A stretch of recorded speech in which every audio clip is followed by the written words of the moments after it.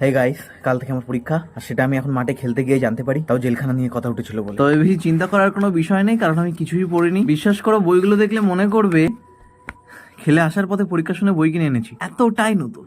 সত্যি কথা বলতে আমি পড়াশোনা ক্লাস ওই 4 পর্যন্তই করেছি, তারপর থেকে শুধু বই কিনেছি আর থাকা ভর্তি করেছি, কারণ আমি ছোটবেলা থেকেই সাশ্রয়ী, বেশি খরচা করাতে চাইনি বাড়ির লোককে।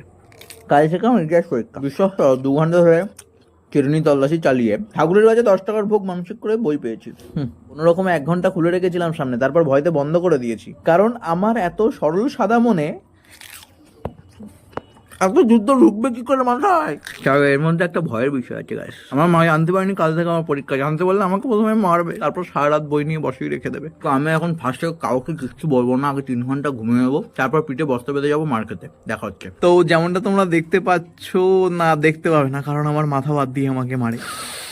তো একটা বেসিক মার আমি খেয়ে ফেলেছি, তবে এটা কিছুই নয়, এখনো বাবা বাড়ি আসেনি, বাবা বাড়ি আসলে আবার 1 রাউন্ড হবে। তবে আজকে হাঁক দিয়ে মার খেতে হবে না, কারণ হাঁকটা আমি লুকিয়ে এসেছি। তো ব্লগটা আমি এখন আর কতক্ষণ কন্টিনিউ করতে পারবো বুঝতে পারছি না, কারণ এক্ষুনি লাঠি সোটা নিয়ে চলে আসবে, বাইরে ভাঙতে গেছে। শোনা যাচ্ছে? না, শোনা যাবে না। দেখা হচ্ছে কাল। আমি এখন বই নিয়ে বসি। তো একটা স্যাড নিউজ আর একটা ডেঞ্জার নিউজ আছে গাইস। সারা রাত ধরে যুদ্ধ করার পর আমি জাস্ট জানতে পারলাম আজ আমার অঙ্ক পরীক্ষা। আর ডেঞ্জার নিউজটা হলো, এটা যদি আমার মা জানতে পারে।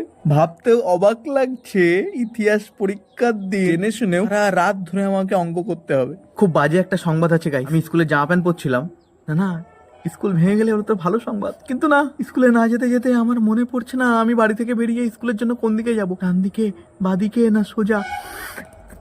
ও হ্যাঁ, গুগল ম্যাপ আছে তো। দেখা হচ্ছে পরীক্ষা দিয়ে এসে। বাই।